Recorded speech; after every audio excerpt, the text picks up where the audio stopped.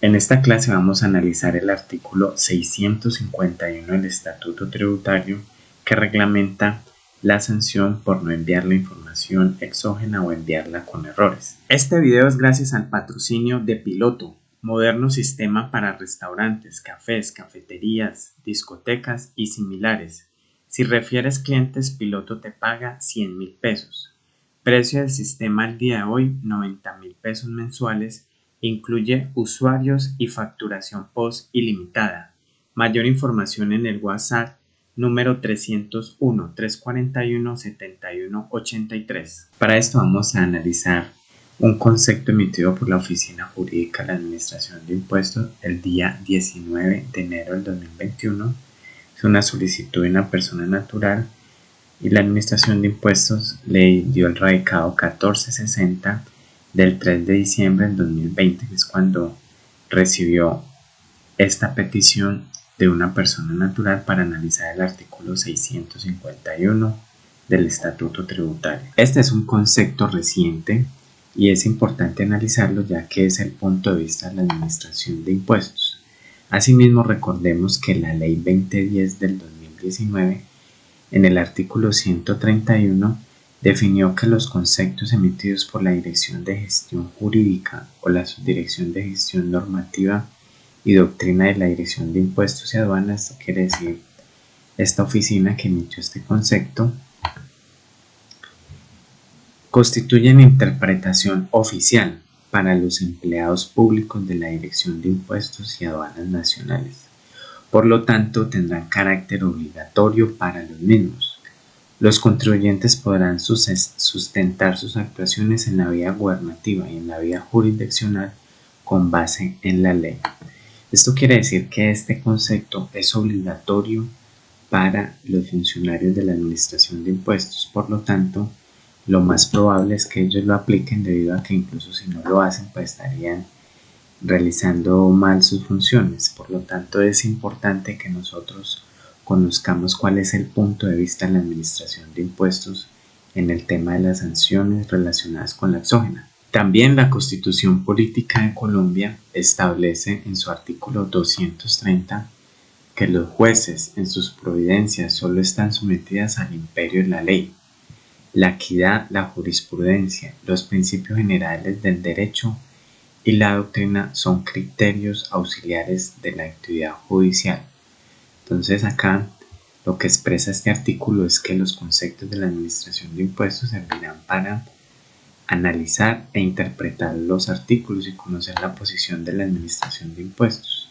Asimismo, cuando hablamos de jurisprudencia, estamos hablando de la vía jurisdiccional, que son los aspectos que tienen que ver con los jueces de la República y los magistrados de la Sala Cuarta del Consejo de Estado, que es la que conoce de estos litigios relacionados con el tema tributario en Colombia. Esta pequeña introducción nos indica que si tenemos alguna discusión con la Administración de Impuestos o si hemos de analizar el cálculo del artículo 651, que es la relacionada con las sanciones aplicables a la información exógena, debemos entonces analizar los conceptos y la jurisprudencia que es emitida por los juzgados y también por el Consejo de Estado, por la Sala Cuarta, para tomar decisiones de qué aplicar y si en algún momento tener en cuenta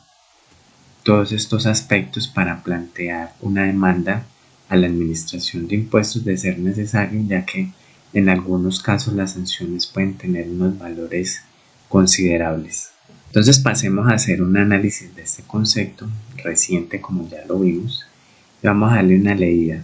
Entonces aquí nos dice en la primera pregunta: a raíz de la modificación introducida por la Ley 1819 del 2016 al artículo 651 del Estatuto Tributario, ¿cómo se aplica la sentencia C-160 de 1998? Es una sentencia de la Corte Constitucional que exige que para la imposición de las sanciones por no envío de la información tributaria, entre ellas la exógena, se debe mostrar el daño listado. Acá hago un paréntesis y es que esta sentencia lo que analiza es que si, por ejemplo, se envió con error la exógena de mayo y se corrige en julio, que muchas veces ocurrió, la Administración de Impuestos no podría sancionar a este contribuyente, a este informante, debido a que incluso ella puede empezar sus labores de fiscalización, por ejemplo, para el año 2020, por allá en octubre del año 2021, y pues si corrige en julio, la Administración de Impuestos todavía no ha tomado esta información para sus labores de fiscalización, por lo tanto no le ha hecho un daño al Estado, ya que esta sentencia lo que planteó es que hay sanción siempre y cuando haya una lesividad al Estado, y por lo tanto si la Administración de Impuestos no ha iniciado procesos de fiscalización con una exógena, pues no se haría ningún daño. Asimismo, incluso corregir la exógena, según esta sentencia, no produce sanción todas las correcciones. Entonces ya luego este paréntesis nos dice, y en muchas ocasiones los errores en el diligenciamiento de cualquier formato jamás generan daño al Estado, como les acabo de decir. Entonces continuamos leyendo. Al respecto también acoge esta posición de mostrar el daño al Estado las sentencias del Consejo de Estado en el expediente 18.269 del 2013, el expediente 15.140 del 2008 y el expediente 14.489 del 2007 ya del Consejo de Estado.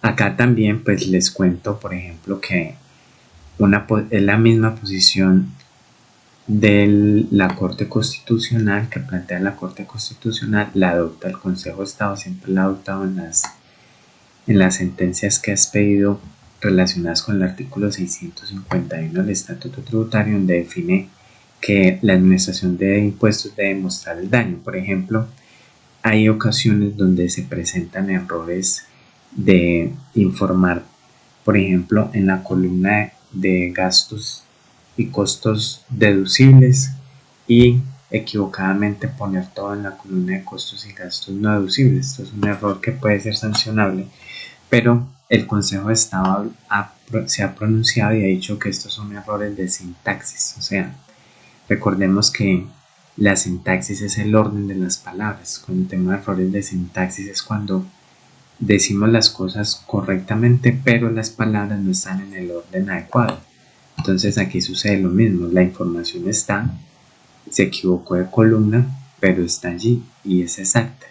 Entonces siempre se ha planteado en el Consejo de Estado que para que haya sanción debe haber un daño que la Administración de Impuestos en este caso debe demostrar.